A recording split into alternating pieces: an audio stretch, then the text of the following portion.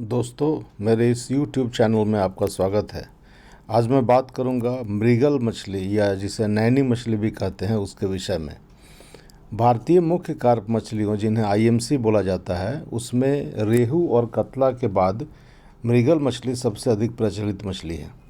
यह मूल रूप से भारतीय मछली है और दक्षिण एशिया के अन्य देशों जैसे कि पाकिस्तान, नेपाल, बांग्लादेश, थाईलैंड, लाओस और म्यांमार इत्यादि में भी पाली जाती है। इस मछली का वैज्ञानिक नाम सिरहिनस मृगाला है और यह मछली जो है काफ़ी पसंद की जाती है। इसके अन्य भी कई नाम हैं जैसे कि मृगल, मृगा, नैनी, नैन या कहीं कहीं मोराखे भी बोलते हैं। अंग्रेजी में इसे वाइट कार्प बोला जाता है क्योंकि इसका जो शरीर है वो अपेक्षाकृत सफ़ेद रंग का होता है और शरीर इसका लंबा होता है और सिर छोटा होता है। इसका मुंह जो है वो नीचे की ओर थोड़ा मुड़ा रहता है और इसका कारण यह है कि यह नीचे के तल के का जो भोजन है वो खाता है, इसलिए इसे तल भोजी भी कहते हैं या बॉटम फीडर बोलते हैं। तो जैसा कि आप जानते हैं कि तालाब में कतला ऊपर की सतह में पाई जाती है, रेहू बीच के सतह में पाई जाती है, उसी प्रकार मृगल मछली जो है वो नीचे की सतह में पाई जाती है।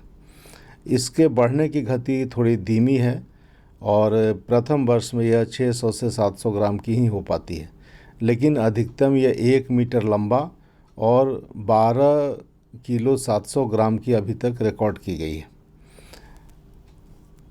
तालाब के तल में रहने के कारण ये नीचे के जो उपलब्ध भोजन है जैसे कि प्लैंकटन है या सड़े गले पत्ते हैं या जो घोंगे हैं वो सब खाती है। एक तरह से कहा जाए तो ये सर्वभक्षी मछली है और तल को साफ करती रहती है।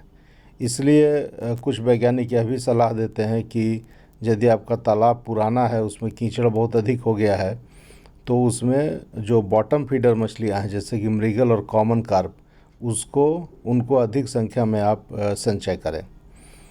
यह भी कहा गया है कि यदि कोई बड़ा तालाब है, सदाबहार तालाब है, तो उसमें कितने बार भी आप जाल चला लीजिए कुछ ना कुछ मृगल मछली बच ही जाएगी। तो ये तालाब के तल में रहती है और नीचे की ही भोजन खाती है।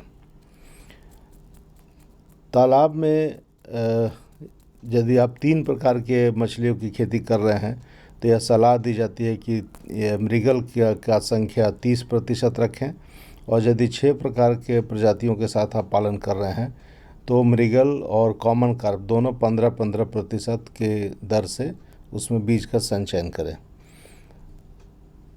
यह मछली प्रथम वर्ष के उपरांत ही परिपक्व हो जाती है, यानी प्रजनन के लायक हो जाती है।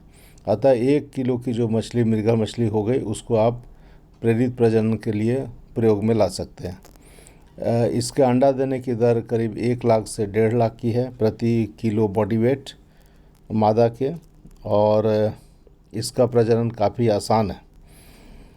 इसका प्रजनन माह मई से सितंबर तक चलता है, यानी काफ़ी लेट तक चलता है, इसलिए इसका बीज भी काफ़ी लेट तक मिलता है। इसमें विटामिन ए बहुत अधिक मात्रा में पाया जाता है और इसके खाने से और भी कई फ़ायदे हैं स्वास्थ्य की दृष्टि से, जैसे कि जोड़ों के दर्द को कंट्रोल करता है, हार्ट को मजबूत रखता है, श्वसन संबंधी बीमारियों को दूर करता है, पाचन संबंधी बीमारियों को दूर करता है। इसलिए कई लोग जो है इसका निर्यात भी इस मेडिसिनल वैल्यू के लिए करते हैं। तो रेहू कतला के साथ साथ मृगल मछली का भी आप पालन करें और ज़्यादातर बाज़ार में बड़े साइज़ की मृगल मछली की मांग है 1 किलो से ऊपर का। तो जब 1 किलो से ऊपर हो जाए तभी इसकी बिक्री करें और इससे अधिक से अधिक लाभ कमाएं। आपसे अनुरोध है कि यदि आपने मेरे चैनल को सब्सक्राइब नहीं किया है तो कृपया सब्सक्राइब कर दें और इसके संबंध में और कोई जानकारी लेना हो तो कमेंट बॉक्स में जाकर के आप लिखें, मैं प्रयास करूंगा उनका उत्तर देने का। धन्यवाद।